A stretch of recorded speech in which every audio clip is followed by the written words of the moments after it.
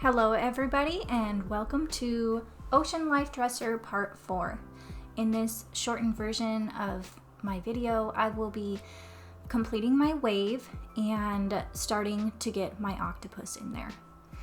So for this piece, I used the colors. Cotton is my white, the Golf is a bright blue, Cobalt is cobalt color, Dixie Belle Blue is like a sky blue, Amethyst is purple, Peacock is kind of a green blue, Bunker Hill Blue is a deep navy, Flamingo is that bright orange and orange pink, and then Daisy is my yellow. So you can see I'm coming in along the bottom of the wave here and I'm filling it all in with Bunker Hill Blue. The beginnings of this octopus that I started earlier in here, he was basically just an idea of where I wanted to place him and make sure I knew where I wanted to put him so that it would work with the wave and the rest of the scene. So here I'm taking some, it looks like I am taking some cotton, and it looks like peacock as well mixed in there, and I'm just adding some highlights to the top of this wave. The water that was closer is of course going to be darker, so that's why I did the deeper, darker areas right up next to you, down at the bottom.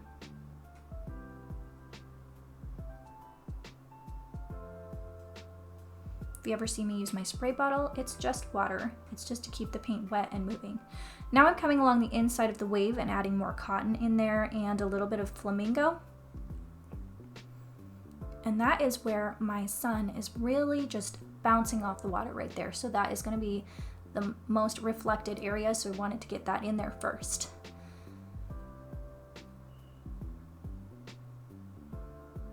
And I'm adding peacock and cobalt in there as well to help highlight the wave.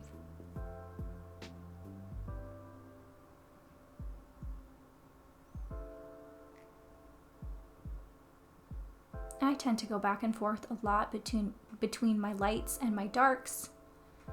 If you get too dark, just add some light colors back in, and if you get too light, just add those dark colors back in.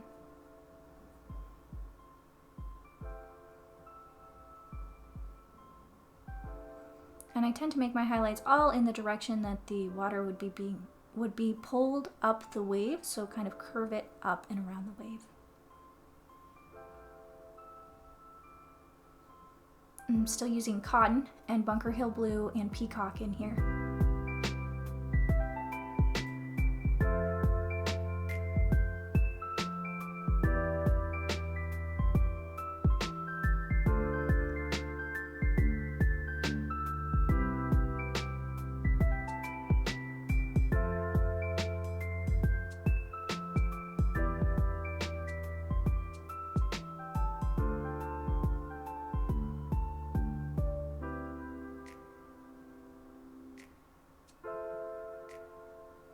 And I wanted to get most of my wave in first, because once you start painting all of the sea life or the octopus and the turtle around it, you won't be able to go back as easily and fix this part. So I made sure to do a really good job on the wave before I added anything else.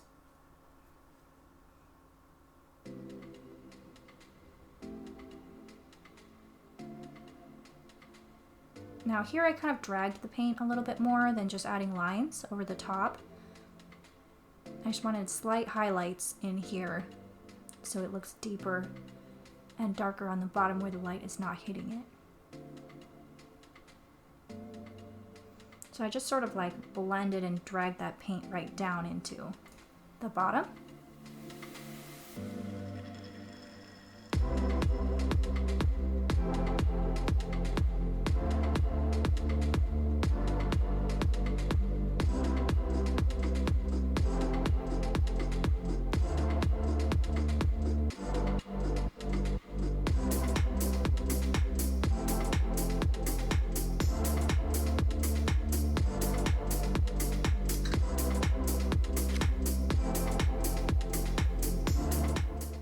So I'm still going really heavy in with the Bunker Hill Blue. It's my favorite navy. It's a beautiful deep blue. And adding some cobalt into it just slightly to brighten it in some areas. But I did want to mainly keep the Bunker Hill Blue just with some highlights so it shows some depth in the water.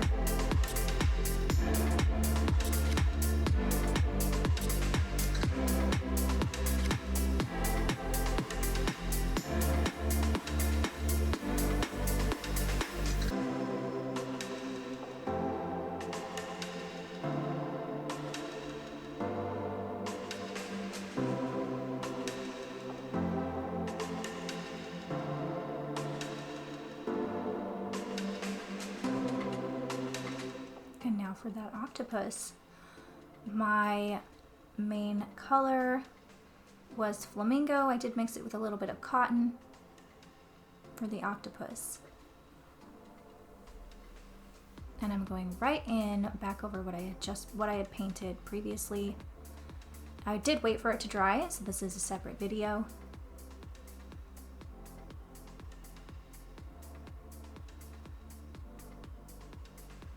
I definitely wanted a dry background to put him on there. He was going to be bright and right in the foreground. He didn't need to blend at all into the background.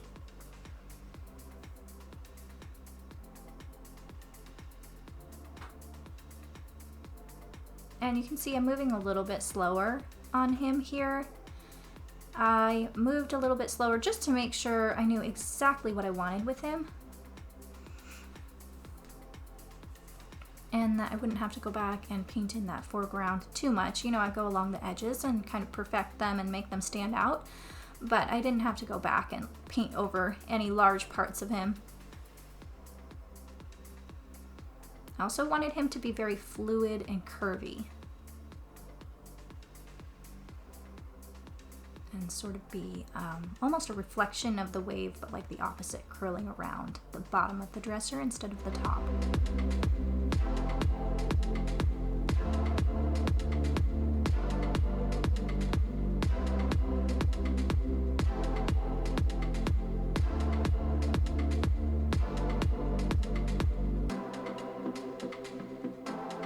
So you can see the top of his head is a little bit lighter. I mixed the cotton in there with the flamingo.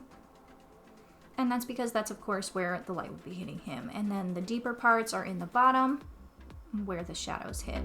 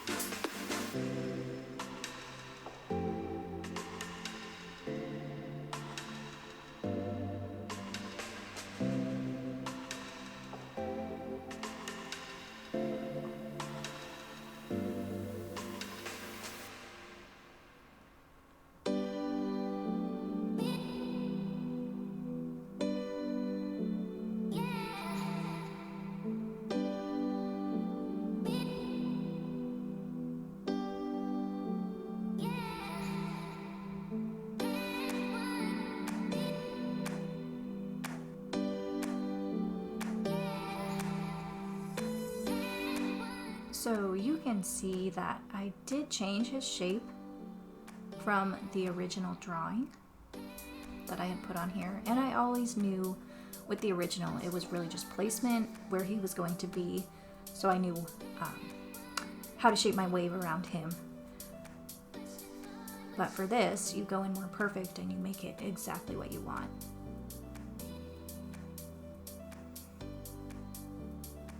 Alright, so you can see I'm just blending it down into pretty much straight flamingo. There's a really bright orange. And I did mix my flamingo in some parts to create a shadow. I mixed it with the Bunker Hill Blue. It makes like a deep gray color.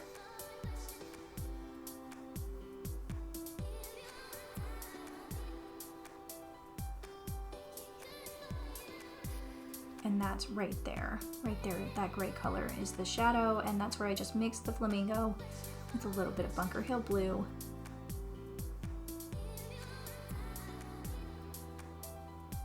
And you see adding my cotton in there to kind of define areas of his tentacles.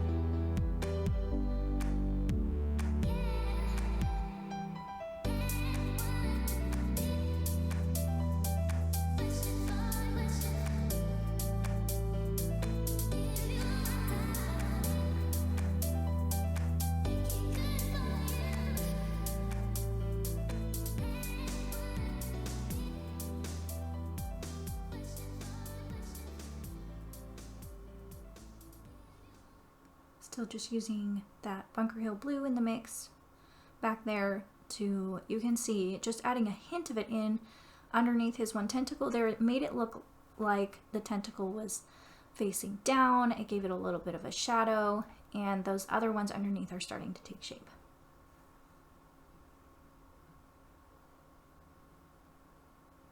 And I'm adding in my highlights here. I do come back and brighten and darken a little bit as well, but this was just sort of coming in again and perfecting the little edges, making sure that my lighter areas are as bright as I want them to be.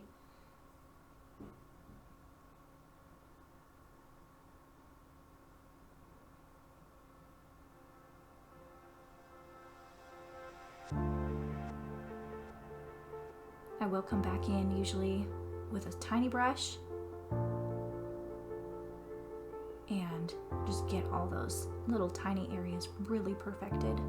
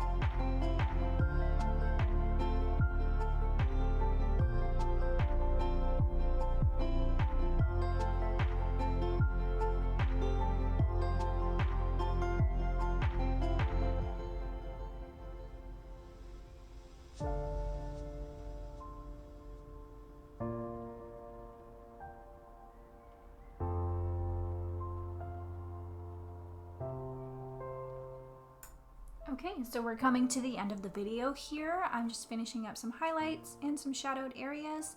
If you guys like this video, don't forget to, if you're watching on Facebook, follow. If you're on YouTube, go ahead and hit that subscribe button. I will be coming out with part 5, and this is the final part for this series, coming out with that soon. So thank you guys for being here today. I appreciate you so much. I hope you all have a wonderful day today.